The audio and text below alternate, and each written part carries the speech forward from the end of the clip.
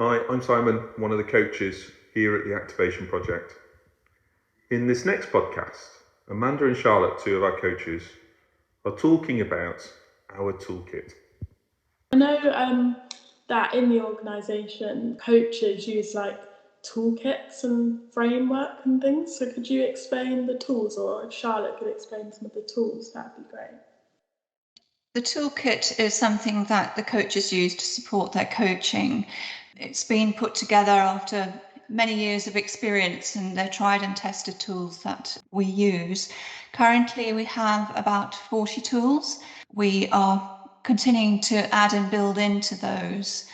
They're not just tried and tested, but they're also new ones that actually we have identified as we are coaching.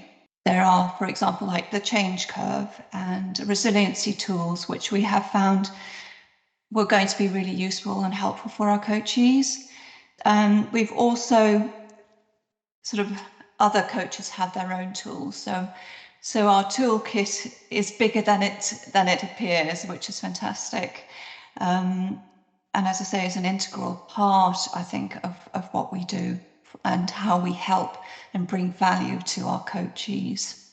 So for me, when our coaches are coaching, we don't have to give them any toolkits. We don't have to give them anything, but the role of coach is to ask lots of questions and help that leader work through whatever challenges they've got. So I suppose what Charlotte's talking about there with that toolkit is like an added benefit of coming to Leader Line, because lots of coaches just get their coaches to think about things. Whereas I suppose the benefit that we have is we've got some of these models and tools that just help our coaches think differently. And because they're so visual and they get people to think differently, our coaches love them because they get them to think in a different way, and also they give them a framework or a template to then work through. And if you're anything like me, which is not particularly creative, and I need somebody to put an idea in front of me to help me think something through, people absolutely love it. So Charlotte's absolutely right with everything she says. That's how the toolkit has been developed. But for me, it's a really big point of difference that I don't believe other coaching organisations offer in that way, because they've not necessarily had the experience or the knowledge. Or you can go and get tools off the internet, but we know all our tools are more, as Charlotte says, more tried and tested than just finding something on the internet and saying, oh, I'll see how it works. Do you have like a favourite tool or like a most important tool that you use quite a lot? I think the favourite one is always the one that will help your coachee the most at a particular point in your coaching. I think one of the skills of our coaches is that they know what will be most appropriate for their coachee. Obviously, because we are sort of supporting leaders, there are certain of the leadership tools which are used more often, if you like. But having said that, you have, as I said, the well-being tool of resilience, which is very necessary for leaders. We've also developed a new one called the change curve, an emotional journey, and that is applicable, we found, not just to the leader. You just choose the right one for the person in front of you.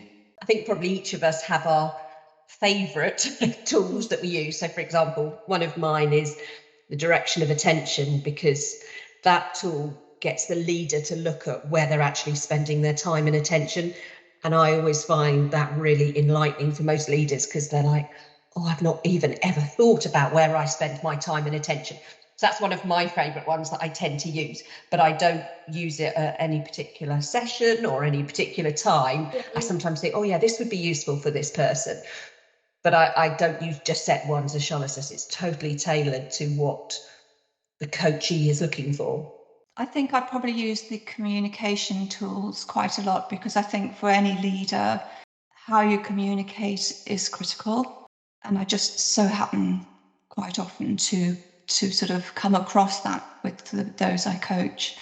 But no, otherwise, I think Comfort, Panic and Stretch is another one that I think we probably all use, because it's that, where are you now?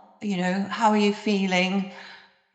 if you're in panic, come on, let's just get you back into stretch, because stretch is where you need to be, because this is a learning experience. That's where we like our coachees to be. Obviously, there's nothing wrong with comfort.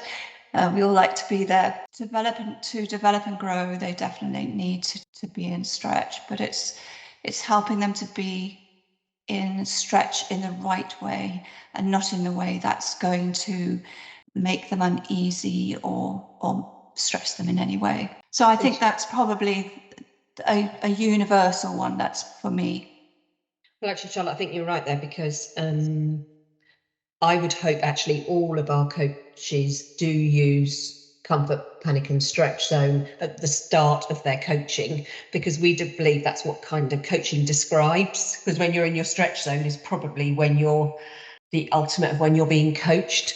Charlotte's already touched on one of my other favourites, which is the resiliency tool. I've found with some of my coachees that they've said that's like game changing for them, because they had never thought about how they manage themselves at work, at home, and it forces them to think about how do they manage their mental and physical health. And lots of people haven't been considering that and thinking about that. So even though that tool looks so simple, and what does erode their physical and mental health and what does boost their physical and mental health, it's one I use an awful lot, and people say, goodness, this conversation has been enlightening, and it usually then takes us on down many different paths. And I'm not sure leaders do always think about their physical and mental health. They just think, oh no, I've got to be this fantastic leader and I've got to worry about everybody else's physical and mental health, and they don't always recognise that they need to look after themselves before they can support the rest of their team. So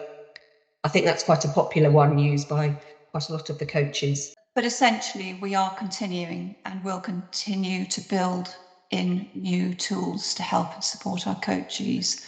Quite an important part of our offer is that we will continually evolve it. It's not going to stand still. So even if you've been coached by us before, you can still have access to our toolkit, and you can still be learning even when the coaching's finished, which I think is really important. Thank you for listening. For more information, please contact the Activation Project.